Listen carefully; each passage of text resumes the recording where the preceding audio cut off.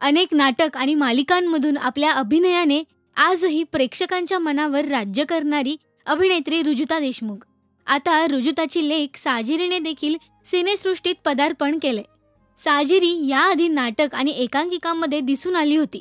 तसंच सोनाली कुलकर्णी आणि स्वप्नील जोशीच्या मितवा या चित्रपटात देखील तिने यांच्या मुलीची भूमिका साकारली होती. आता ती मुख्य भूमिकेत मोठ्या पडद्यावर आपल्याला दिसून येणार आहे.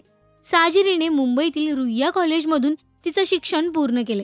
कॉलेजमध्ये असताना अनेक एकांकिकांमध्ये ती सहभागी असायची. आता ती मोठ्या पडद्यावर आपल्याला दिसणार आहे. या चित्रपटात ती जाई हे पात्र साकारते. याबद्दलच रुजुता देशमुखने पोस्ट शेअर करत म्हटलंय की माझ्या लेकीचा पहिला सिनेमा. गेली अनेक वर्ष जसं माझ्यावर प्रेम केलं तसं हिच्यावर देखील करा.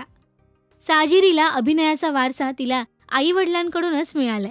एप्रिल मे 99 या सिनेमामध्ये साजिरीला कास्ट करण्याबद्दल रोहन मापुसकर म्हणतात की काही वर्षापूर्वी एका चित्रपटासाठी मी साजिरीची ऑडिशन घेतली होती, परंतु त्या व्यक्तिरेखेशी ती मिळती जुळती नसल्यानं तिची निवड झाली नाही. परंतु तिची निरागसता, तिचे कुरळे केस, बोलके डोळे, हावभाव हा माझ्या लक्षात राहिला. त्यामुळे माझ्या मनात होतंच की जेव्हा मी एखादा चित्रपट बनवेन तेव्हा साजिरीला नक्कीच एखादी भूमिका देणार. एप्रिल मे 99 बनवताना साजिरीलाच डोक्यात ठेवून जाईची व्यक्तिरेखा लिहिण्यात आली. तिच्या अभिनयात सहजता व नैसर्गिकता असल्यानं जाई ही अनेकांना आपल्यातलीच एक वाटेल. अभिनेत्री मंजिरी ओक, शर्वरी जोग, सुकन्या मोने, सोनाली कुलकर्णी याबरोबरच अनेक कलाकारांनी साजिरीच्या पदार्पणाबद्दल तिला अनेक शुभेच्छा दिल्या आहेत.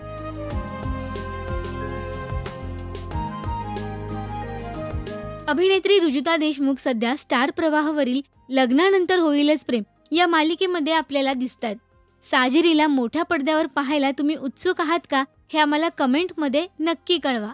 मराठी सिनेविश्वातील बातम्या, अपडेट्स आणि गॉसिपसाठी सबस्क्राईब करा राजश्री मराठी.